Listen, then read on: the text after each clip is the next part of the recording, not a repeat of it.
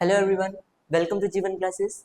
Today we are going to study history chapter 1 of class 12. This is part 3. Part 1 और part 2 channel पे पहले ही upload कर दिया गया है, तो इसको देखने से पहले आप उसको प्लीज़ चेकआउट कर लें। तो बिना किसी देरी के हम स्टार्ट करते हैं। इससे पिछली वीडियो में हमने जाना कि किस तरीके से हड़प्पन सिविलाइजेशन का डिक्लाइन हुआ या किस तरीके से जो हड़प्पन सिविलाइजेशन है वो धीरे धीरे खत्म होने को हो गई। अभी उसके बाद की स्टोरी है कि किस तरीके से हमने हड़प्पन सिविलाइजेशन को खोजा। ठीक है, तो after the ending of Harappan civilisation, जब हड़प्पन सिविलाइजेशन धीरे धीरे खत्म होने लगी तो वहाँ के जो लोग हैं वो धीरे धीरे आसपास की जो भी लोकेशंस है वहाँ पे सेटल होने लगे और धीरे धीरे उनके माइंड से हड़प्पन सिविलाइजेशन की जो भी मेमोरीज हैं या फिर जो आप कह सकते हैं जो भी टेक्निक्स हैं वो धीरे धीरे लोग भूलने लगे। People gradually forget about them, वो धीरे धीरे उनके माइंड से हड़प्पन सिविलाइजेशन की जो मेमोरी है वो धीरे धीरे खत्म होने लगी। अब इसी बारे में हम पढ़ने वाले हैं कि क्या क्या डिफरेंट स्टोरीज थी जो आर्कोलॉजिस्ट डिस्कवर्ड द सिविलाइजेशन, किस तरीके से हमारी सिविलाइजेशन को डिस्कवर किया गया।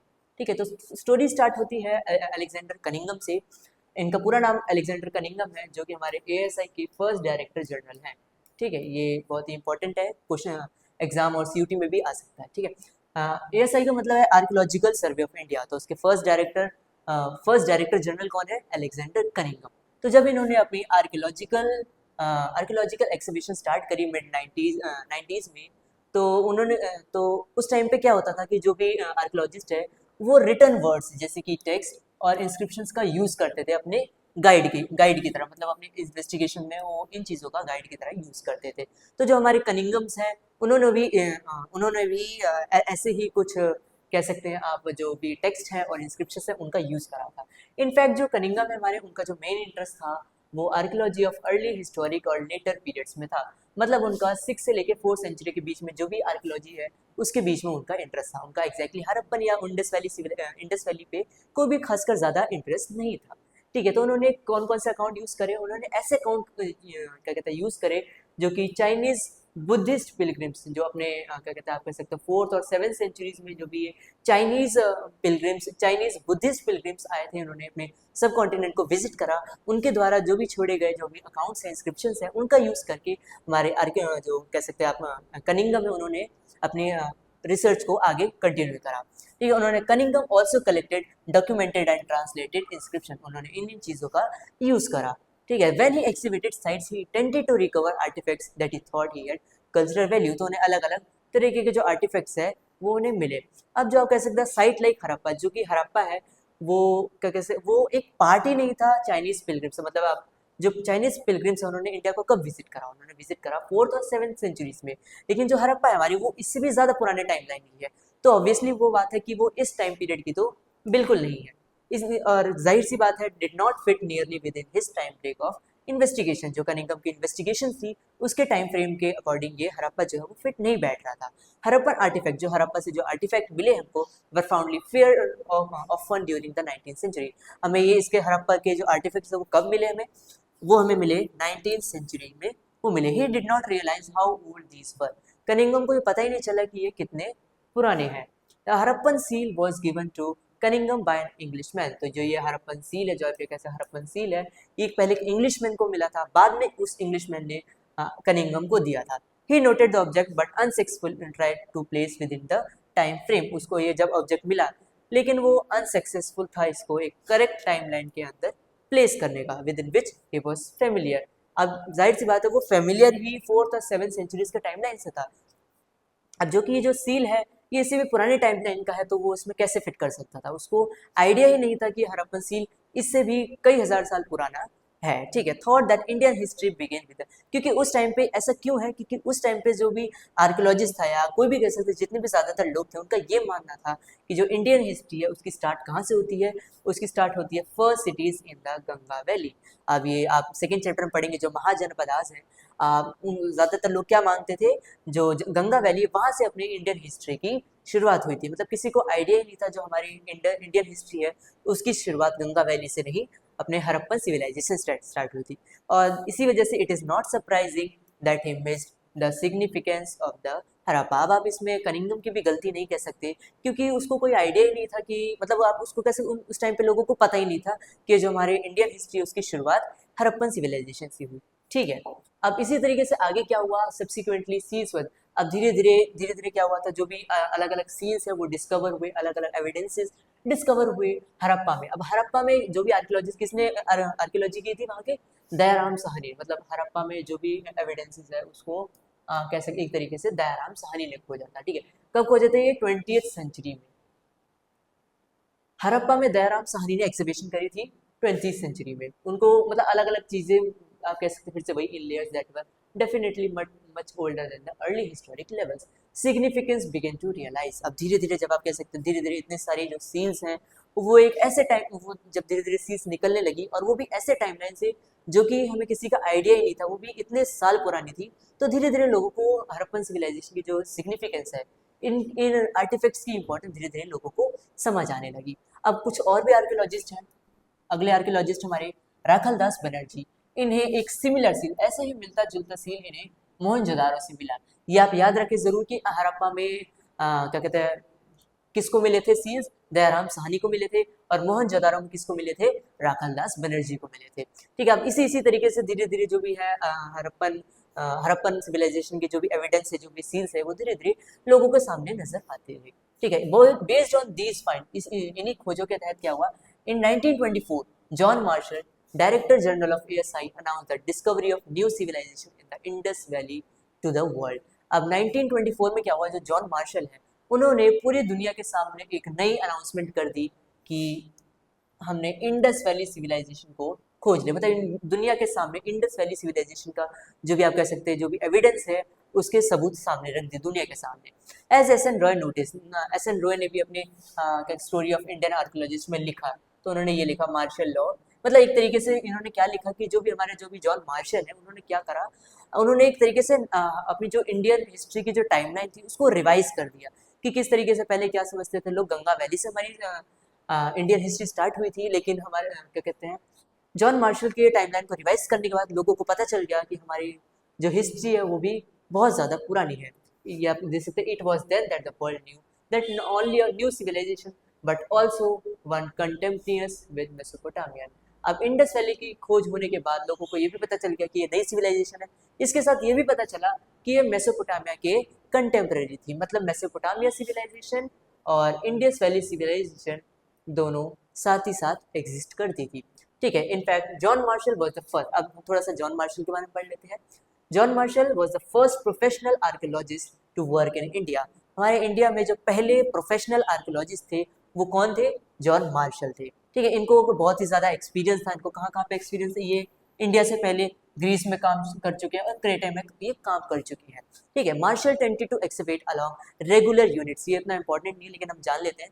मार्शल एक खास तरीके की टेक्निक यूज करते थे जो कि थी रेगुलर हॉरिजॉन्टल यूनिट्स, इस तरीके से एक्सकेवेशन करते थे।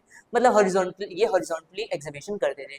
इग्नोरिंग, अब इनसे भी एक गलती हो गई थी, ignoring the stratigraphy of the site, this mean that all the artifacts recovered from the same unit were grouped together even if they were found at a difference। अब वो आमतौर पर होता क्या है कि जब आर्कियोलॉजी की जाती है तो भी लेयर्स में की जाती है, और उन लेयर्स में अलग अलग जो भी प्रूफ्स हैं उनको अलग अलग तरीकों से उनकी ग्रुपिंग की जाती है, कि ये वाला जो है मतलब उनको अलग अलग तरीके से ग्रुपिंग किया जाता है। ठीक है, आसान भाषा में आप कह सकते हैं। लेकिन मार्शल ने एक गलती क्या करी, उन सभी जो भी ऑब्जेक्ट्स मिले थे उनको एक ही साथ ग्रुप कर दिया। मतलब अब आगे चल के इन ऑब्जेक्ट्स की जो टाइम है, मतलब टाइमलाइन निकालने में, डेटिंग करने में बहुत ज़्यादा प्रॉब्लम हो सकती थी। ठीक है, तो हमने जॉन मार्शल के बारे में पढ़ लिया और वो क्या क्या करते थे, और उन्होंने क्या मिस्टेक करी, उन्होंने रेगुलर हॉरिजॉन्टल यूनिट्स में उन्होंने एक्सिबिशन स्टार्ट कर दी। अब इसके आगे क्या पढ़ेंगे हम, new techniques of the question. अब इसके बाद क्या हुआ, जो अपने न्यू आर एम व्हीलर है, नए डायरेक्टर जनरल ऑफ एएसआई, जो कि 1944 में बने थे। ठीक है, याद रहे सबसे पहले कौन है, अपने अलेक्जेंडर कनिंघम है, इसके बाद हमारे जॉन मार्शल है। ठीक है, जॉन मार्शल है अपने, जॉन मार्शल है। इसके बाद आ जाते हैं अपने आर.एम. व्हीलर, ये तीन अभी तक हमारे पास है डायरेक्टर जनरल ऑफ एएसआई। अब इन्होंने क्या, हु रेक्टिफाइड द प्रॉब्लम, ये वही शख्स हैं जिन्होंने जॉन मार्शल की जो गलती है उनको इन्होंने पॉइंट आउट करा, उनको पता लग गया कि कुछ गलती हो रही है और इन्होंने उसको कर लिया। आर.एम. व्हीलर कौन थे, ये एक एक्स मिलिट्री ब्रिगेडियर थे, मतलब एक तरीके से मिलिट्री मैन थे। ही ब्रॉड विद मिलिट्री प्रेसिशन, इन्होंने अब जो आर्कियोलॉजी में अपनी जो मिलिट्री टेक्निक्स हैं, जो मिलिट्री प्रेसिशंस हैं, उनको इन्होंने काम में लाया और एक कह सकते हैं आप एक नई तरीके से एक्सिबिशन स्टार्ट करी। ठीक है, ये उनके बारे में था। अब धीरे धीरे क्या हो, with the partition of the, ये इतना इंपॉर्टेंट नहीं है लेकिन हम थोड़ा सा पढ़ लेते हैं फिर से। With the partition of the subcontinent, the creation of Pakistan, the major known sites become the part of the Pakistan. जब इंडिया और पाकिस्तान का जब बंटवारा हुआ, तो जो मेन, जो आप कह सकते हो जो मेजर हिस्सा इंडस वैली सिविलाइजेशन का है, वो एक तरीके से पाकिस्तान के हिस्से में चली गई। आप देख सकते हैं।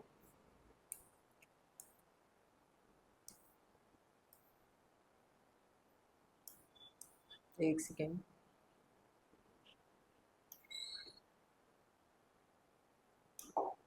ये देखिए, ठीक है, यहाँ का जो आप कह सकते जब कहते हैं इंडिया और पाकिस्तान का जब बंटवारा हुआ, तो मेजर जो पोर्शन है वो चला गया पाकिस्तान के हिस्से में। अब यहाँ पे एक और आप चीज़ समझ सकते हैं कि जब इंडस वैली का जब डिक्लाइन हुआ था, तो यहाँ से पॉपुलेशन खत्म होने को हो गई थी और धीरे धीरे वो अलग अलग एरियाज में बसने लगी थी। ठीक है, ये दूर दूर के इलाकों में ये जाके बसने लगे थे। ठीक है, अब फिर से अपने वही पुराने टॉपिक पे चलते हैं।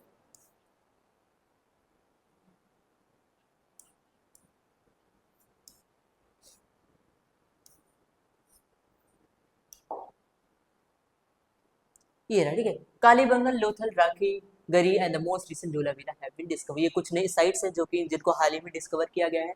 इंटरनेशनल इंटरेस्ट, और धीरे धीरे जैसे 1980s के बाद क्या हुआ, धीरे धीरे जो भी इंटरनेशनल इंटरेस्ट है, लोगों को इसके बारे में हड़प्पन सिविलाइजेशन के बारे में पता लगा, तो जो लोगों की इच्छा है वो धीरे धीरे जागने लगी और मॉडर्न साइंटिफिक टेक्निक्स और इन सब का यूज किया जाने लगा।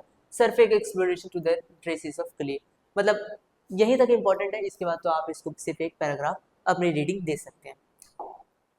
अब आगे चलते हैं, the problems of the piecing together. अब जो भी हमें आर्टिफैक्ट्स मिले हड़प्पन सिविलाइजेशन को, उनको एक प्रॉब्लम्स आ रही थी उनको साथ में ग्रुपिंग करने में, उनको साथ में रखने के लिए। इट इज मटेरियल एविडेंस जैसा allow archaeologist to better reconstruct the Harappan life. अब ये आर्टिफैक्ट्स हम क्यों, मतलब जब हमें मिलता है तो उनकी इंपॉर्टेंस होती क्या है, मतलब इनकी इंपॉर्टेंस क्या है, तो ये इंपॉर्टेंट इसलिए है कि जब जो भी आर्टिफैक्ट्स है, जब उनकी हम खोज करते हैं या जब हमें प्राप्त हो, तो उनकी मदद से हम एक तरीके से जो भी पुरानी लाइफ थी उसको हम रिकंस्ट्रक्ट कर सकते थे कि जो हड़प्पन सोसाइटी में किस तरीके की जो लाइफ है वो रहा करती थी। सर्वाइवल, अब उस टाइम पे जो भी आर्टिफैक्ट्स, अब ज़्यादा तो बचे नहीं, लेकिन कौन कौन से आर्टिफैक्ट्स सर्वाइव कर सकते थे या सर्वाइव करते हैं, जो स्टोन से बने हुए, बर्न क्ले, मतलब ये तरीके के जो मटेरियल है, जो आर्टिफैक्ट्स इनसे बने हुए हैं, वो सरवाइव कर दिए। क्लासिफाइंग फाइट्स, रिकर्विंग आर्टिफैक्ट्स क्लासे, अब जो भी हमें आर्टिफैक्ट्स मिलते हैं वो किस तरीके से हम उनको क्लासीफाई करते हैं, ये छोटा सा प्रोसेस है। ठीक है, मतलब प्रोसेस भी नहीं, आप किन किन तरीके से उनको क्लासीफाई करते हैं। सबसे पहला काम होता है रिकवरिंग आर्टिफैक्ट, हम अपने ज़मीन में जो आर्टिफैक्ट्स हैं उनको बाहर निकालते हैं, फिर उनको उनके फाइंड्स के बेसिस पे उनको क्लासीफाई कर देते हैं। क्लासिफिकेशन किन किन टर्म्स पे किया जाता है, classification in the terms of material, उनके मटेरियल पे उनको क्लासीफाई किया जाता है। जैसे कि स्टोन हो गया, मतलब जो आर्टिफैक्ट स्टोन से बना हुआ है, क्ले से बना हुआ है, मेटल, बोन, आइवरी, इन चीज़ों से बना हुआ है, इनको हम अलग अलग ग्रुप्स में डिवाइड कर देते हैं।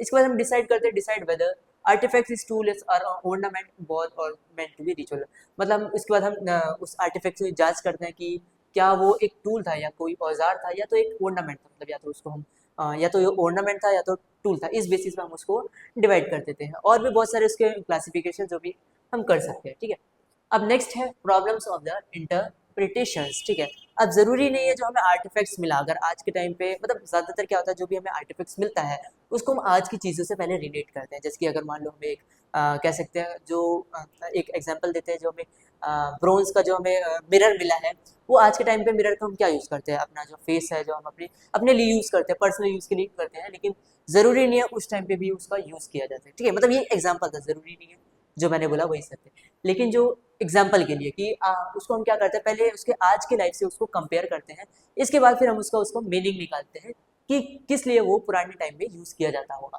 इसी तरीके से क्या है, early archaeologist thought that certain objects have seen unusual और unfamiliar may have religious significance, मतलब इसके अंदर हम थोड़ा सा ना रिलीजियस आर्टिफैक्ट्स को थोड़ा पढ़ने वाले हैं कि उनकी क्या इंपॉर्टेंस रही होगी। तो मतलब आर्टिफैक्ट्स को निकालने में उनके लिए कुछ रिलीजियस सिग्निफिकेंस थी। दिस इंक्लूडेड, हमें तरह तरह के आर्टिफैक्ट्स मिले जिसकी टेराकोटा फिगर्स ऑफ वुमेन्स, जो कि ये आप कह सकते हैं ये जो कि हेविली ज्वेल्ड है, एलोबरेट है, ड्रेसेस है, these were regarded as mother goddess. उन आर्टिफैक्ट्स को क्या नाम दिया गया, मदर गॉडेस नाम दिया गया। ठीक है, ये कुछ नाम है, आप इसको जरूर इससे याद करें कि ये मतलब क्या क्या रिलीजियस फिगर्स में, मतलब एग्जाम में आता है कि एग्जाम में, ठीक है, आता ही आता है कि किस तरीके से जो भी जो रिलीजियस आर्टिफैक्ट्स है कौन कौन से मिले हैं। तो आप लिख सकते हैं मदर गॉडेस मिला, ठीक है, प्राइस्ट किंग मिला हमें, प्लांट एनिमल मोटिव्स, यूनिकॉर्न, यहाँ पे एक प्रोटोशिवा का हमें वो मिला, आर्टिफैक्ट मिला, तो इस तरीके से आप लिख सकते हैं। ठीक है, rare statuary of man with almost standardised posture seated with one, हम एक ऐसा कह सकते एक ऐसा आर्टिफैक्ट मिला जिसके अंदर जो एक मैन है वो स्टैंडर्डाइज पोस्चर में है और उसका जो एक हाथ है वो अपनी नी के ऊपर है। हमने इस आर्टिफैक्ट को क्या नाम दिया, प्राइस्ड किंग नाम दिया। ठीक है, structures have been assigned ritual significance, this include the great bath, fire altars found in the Kalibangan. अब कालीबंगन और लोथल में जो भी हमें जो साइट्स मिली है, मतलब आप कैसे जो भी हमें स्ट्रक्चर्स मिले हैं उनको हमने रिचुअल सिग्निफिकेंस के ऊपर क्या नाम दिया है, जिसकी ग्रेट बात हमने पिछले वीडियो में पढ़ा था, और फायर अल्टर्स, मतलब इनका कुछ ना कुछ रिलीजियस सिग्निफिकेंस जरूर रहा होगा। ठीक है, इसके बारे में है। अब हमें और भी आर्टिफैक्ट्स मिले जैसे प्लांट मोटिव हो गया, प्लांट आर थॉट, ये किस लिए मिले, ये क्या इंडिकेट कर सकता है, are thought to indicate nature and worship. जो हमें प्लांट मोटिव है ये कहीं ना कहीं एक अनुमान लगा सकते हैं कि वो नेचर की वर्शिप के लिए जो भी है उसको डिपिक्ट करता है। एनिमल में हमें एक वन हॉर्न एनिमल मिला है जिसको जो कि यूनिकॉर्न हमने नाम दिया है। आपने मोहनजोदारो की जो मूवी है उसमें भी देखा होगा, जो सील के ऊपर जो बना है उसको क्या कहते हैं, उसको यूनिकॉर्न कहते हैं। ठीक है, अब ये यूनिकॉर्न क्या डिपिक्ट कर सकते हैं, depicted a seal seem to mythical, ये एक मिथिकल क्रिएचर हो सकता है। ठीक है, ऐसा हम समझते हैं। इन सब सील, कुछ सील्स में हमें एक ऐसा क्या कहते हैं, ऐसे एक पोस्चर मिला है या एक कह सकते हैं आप एक फिगर मिला है जिसके अंदर वो एक योगिक पोस्चर में है, समटाइम्स सराउंडेड बाय एनिमल। ये जो फिगर है कभी कभी एक एनिमल्स के मतलब एनिमल्स से सराउंडेड होता है। अब इसी को हमने क्या डिपिक्शन किया, डिपिक्शन ऑफ द प्रोटोशिवा, ये कहीं ना कहीं एक प्रोटोशिवा का डिपिक्शन है। ठीक है, मतलब हम किस किस तरीके से जो अलग अलग आर्टिफैक्ट्स हैं वो किस किस चीज़ों को डिपिक्ट करते हैं। Conical objects have been classified lingas, एक हमें कुछ कोनिकल स्टोन ऑब्जेक्ट्स मिले हैं जिन्हें हमने लिंगास के क्लासिफाई कर दिया। ठीक है, let us look for the instance, अब कुछ हम और भी एग्जांपल्स देखेंगे जिसकी प्रोटोशिवा सील्स है। अब अर्लीस्ट रिलीजियस टेक्स्ट को, बहुत ही जो पुराने जो टेक्स्ट हैं जिसकी आप ऋग्वेद देखें जो कि 1500 से 1000 बीसी के बीच में लिखी गई थी। ठीक है, मेंशन द गॉड, अब इस ऋग्वेदा के अंदर ना एक गॉड का नाम मेंशन किया गया है which is name use for Shiva in the later Puranic traditions. अब इस ऋग्वेदा में जो गॉड का नाम रुद्रा है, मतलब ऋग्वेदा के अंदर एक गॉड है जिनका नाम रुद्रा है। अब कुछ पुरानिक ट्रेडिशंस में ये सेम नाम से it is a name used for Shiva, मतलब कह सकते हैं एक ऋग्वेदा में एक गॉड का नाम क्या कहते हैं, गॉड के नाम को रुद्रा लिखा मेंशन किया गया है, और आगे चलने वाले जो भी ट्रेडिशंस है जो भी बुक्स है उसके अंदर सेम नाम को शिवा के डिपिक्शन में यूज किया गया है। सी ऑल्सो चैप्टर 4, ठीक है, हम इसके बारे में और आगे डिटेल में पढ़ेंगे, थोड़ा सा बस एक शॉर्ट में दिया हुआ है। Unlike Shiva, Rudra is a Rigveda neither depicted as Pashupati, लेकिन ऋग्वेदा के अंदर जो रुद्रा है वो Rudra is neither depicted as Pashupati, ना ही उसको पशुपति के उसमें डिपिक्ट करा गया है ना कि योगी में। मतलब आप कह सकते हैं कि एक तरीके से ना एक डिसिमिलैरिटी पाई गई है कि किस तरीके से एक ही पर्सन को क्या कहते हैं ऋग्वेदा और पुरानिक ट्रेडिशन में अलग अलग तरीके से डिपिक्ट किया गया है। अब हो सकता है कि ये जो ये लोग हैं, मतलब ये जो क्या कह सकते हैं आप, जो ये गॉड है इसको डिफरेंट गॉड हो, ठीक है, ये भी हो सकता है, या हो सकता है ये एक ही गॉड है जिसको ऋग्वेदा में अलग तरीके से और पुराने ट्रेडिशंस में अलग अलग तरीके से डिपिक्ट किया गया हो।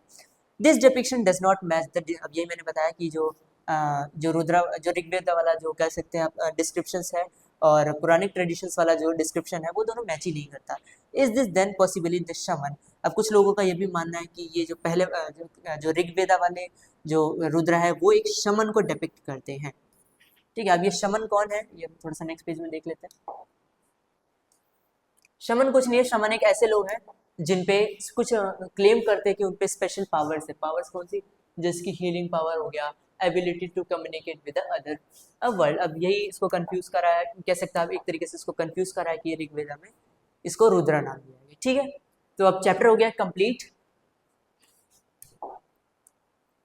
चैप्टर हो गया कंप्लीट। तो इस तरीके से हमने देखा कि किस तरीके से हमने इस चैप्टर में हड़प्पन सिविलाइजेशन के बारे में पढ़ा। ठीक है, अब इसके आगे वाली वीडियोस में है जो भी हम इसके जो नेक्स्ट चैप्टर है वो महाजनपदास की किस तरीके से हड़प्पन सिविलाइजेशन के बाद हम पढ़ेंगे कैसे कैसे सिटीज फॉर्म हुई थी। ठीक है, उसके बारे में हम पढ़ेंगे।